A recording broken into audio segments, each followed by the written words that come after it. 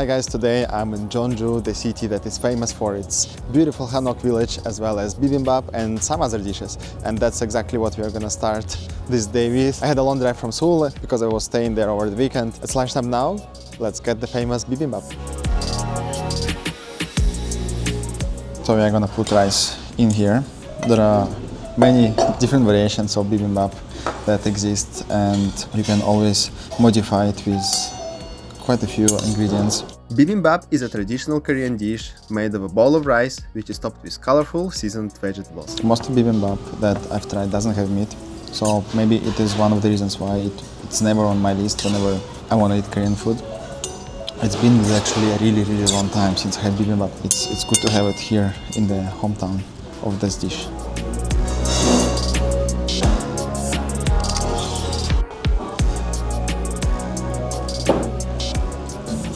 Alright, and just like this was hands down the best bibimbap I've ever had in my 8+ years being here in Korea. This is actually my third time visiting this village. First time was here for work when I was still taking pictures and videos for the university I was at. And second time I was filming a car here, a modified car for one of the work projects before. And now I actually get the chance to film this for me, because I didn't really film it for this YouTube channel, and I find this village very beautiful. Even though this is like a really touristy spot, it is actually one of the, if not the most famous Hanok village in South Korea. I still wanted to show you guys this place because I know not everybody has a chance to come here. And yeah, let's get to exploring this beautiful place.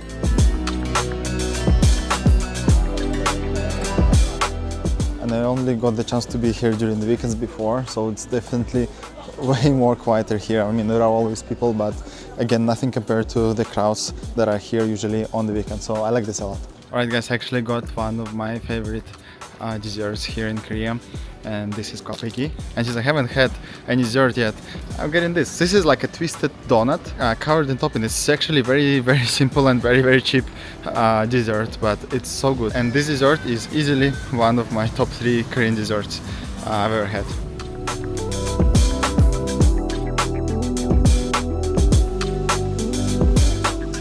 Alright, you can actually walk in a lot of these smaller houses and they would be like either some sort of museums or exhibitions happening here. So I actually walked into one. It is a Korean alcohol beverage museum.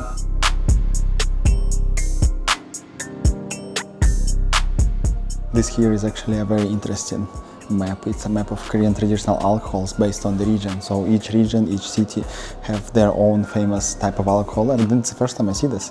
I actually can include it in my trips sometimes if I am in the city and they have a alcohol type that, or some sort of like a drink that I haven't tried before. This is how I can find it and search for it. I have a map now. Like, I'm not really a museum guy usually, but I just want to show you that there are a lot of like smaller museums like this. This was alcohol. I also saw the one with music, traditional music, and they have like live performances there. Unfortunately, they don't have one today, so yeah, I skipped that one. But if you are ever here, you can walk in a lot of them, and based on your point of interest, you can actually learn a little bit of the history. Alright guys, this was such a random choice. I just saw a cafe that looked like Hanok, and there are so many of them. I decided to walk in just randomly in this one because I saw a guy working a laptop, and I have a laptop. I was like, okay, maybe I can do something here, like read a book or get some work done. And I'm walking and there is like a whole different, I don't know, like yard inside space. And then the cafe is divided in so many different like spaces where you can like sit outside. You can sit in like a small pavilion kind of thing. You can sit on the floor. Actually, I ordered something very unconventional. I don't know if I'm gonna enjoy it that much, but Korea is originally a tea country, even though a lot of people now drink coffee here. Coffee is just the main drink, everyday drink for most people. I ordered something different. Alright, so in short, this is a jujube extract with 10 other ingredients that I'm gonna list over here. And we're gonna try it for the first time. I don't think I've had this before. This is a little bit of an experience for you and I. Alright, so we do have a cup of tea itself. I'm really bad at describing very sophisticated tastes, especially now that there is like 10 ingredients, some of which I haven't even heard of. It's actually quite pleasant. unexpected. So the ingredients that I can test here would be ginger and cinnamon. Overall, it's a very thick, warm, sweet and a little bit like sour / bitter taste tea. And then I think the bitterness comes from, among other ingredients, mainly from ginger. And a lot of the, I don't know if it's sugar or if it's cinnamon that gives us much sweetness, maybe both. And from what I learned from the internet, this tea was used for many, many years to combat cold or fatigue. So it could be both an energy drink and a vitamin drink at the same time. Here's 2 new drinks.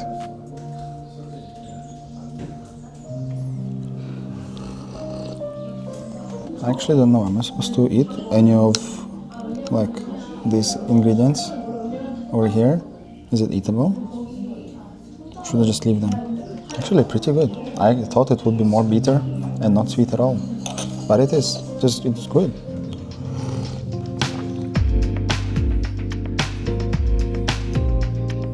I know there is like a small hill nearby where I'll try to show you the view of this place from a little bit of like 50 meters or 100 meters, so you can see what it looks like from the bird's eye view a little bit.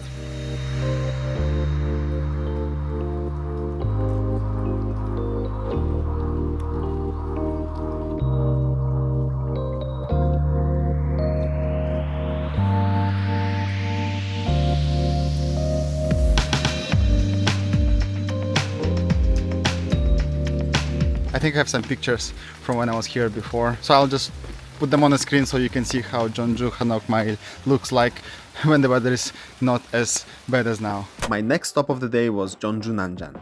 It is this very unique museum filled with everyday objects and rooms from the late 20th century. This is the place to experience what life was like back then in South Korea. It is a fun place to explore, especially if you are curious about Korean culture and history, and most importantly, it is a place where you can experience things without having to read or listen to the information. You walk around, you are allowed to touch or interact with objects, and it's unlike any other museum I've been to before.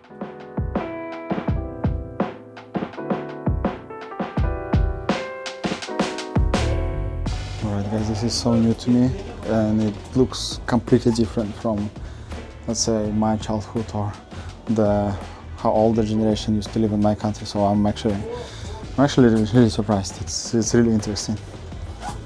Being born and raised in a different part of the world, I got a chance to see, the everyday life of people before the whole modernization happened.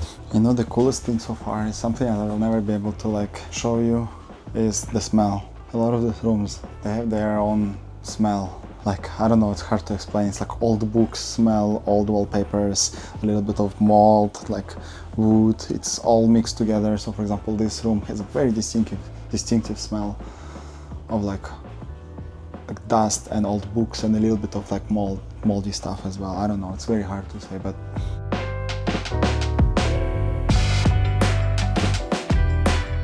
if I were not embarrassed of my singing, I would actually try. You can actually put coins here and try singing, because it's still not abandoned here, and other people did that as well. Very interesting, these collection boxes, and I think the logo of the post office, Korean post office, is still the same.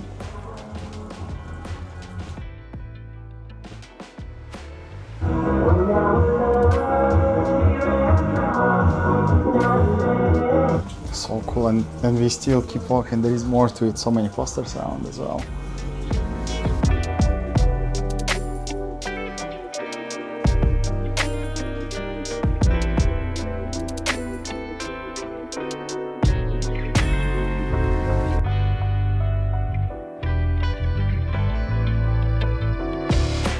The reason why I'm showing you guys all this, so you can first learn what Korea looked like, I don't know, 20, 30, 40, 50, 70 and so on years ago plus. And if you're old enough or you have stuff like this at home, you can compare. Right guys, and here we are at the local market.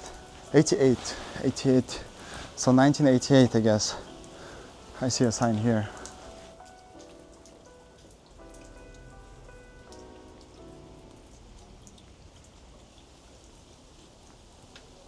It's pretty cool that here in this museum you can touch, nothing is behind the glass or behind a wall of some sort. You can touch and interact with a lot of things. I mean, of course, whatever works, but you know, it's all here.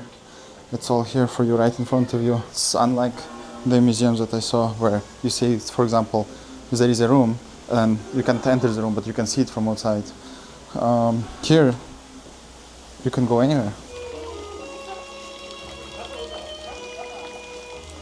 Alright, here is the photo studio.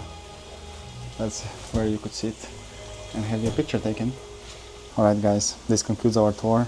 I'm not a big museum guy, I don't enjoy most of them, but this was by far the best museum experience I've ever had.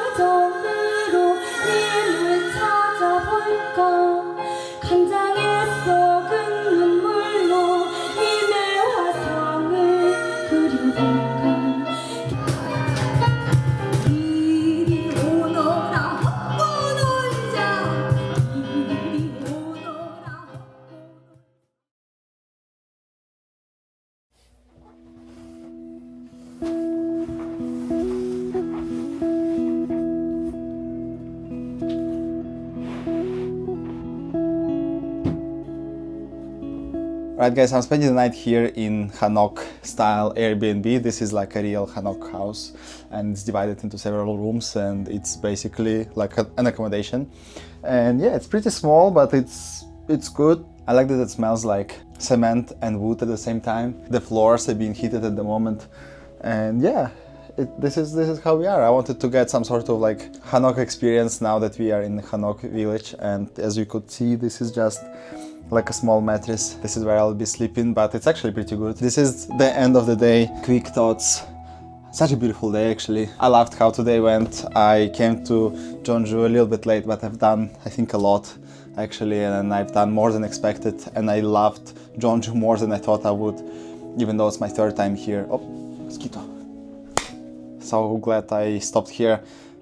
Just note for myself that I kind of have to figure out the schedule a little bit better because I feel so tired by the end of all these days. I really need more rest than usual. I don't give enough time to like running, I don't give enough time to study, and I really have to study Korean for my test. This is like super important. This is my best chance to get as much done as possible, and ideally I would want to still like put a little bit of editing in, just so I don't end up having like so much backlog when it comes to my videos and work, so I have to like spend a lot of time later. I would love to like combine travel and work at the same time and make it more of a lifestyle rather than like 1, 2, 3 weeks of fun and then hard work after. So yeah, I want to leave a good impression of Korea to everyone who is watching abroad, outside of this country. This is my way of telling stories, of showing how beautiful Korea is, how I enjoy being here, because this is all true. I love being here. It's like I'm super happy living here, and then hopefully a little bit of my excitement and the reasoning why I do love it here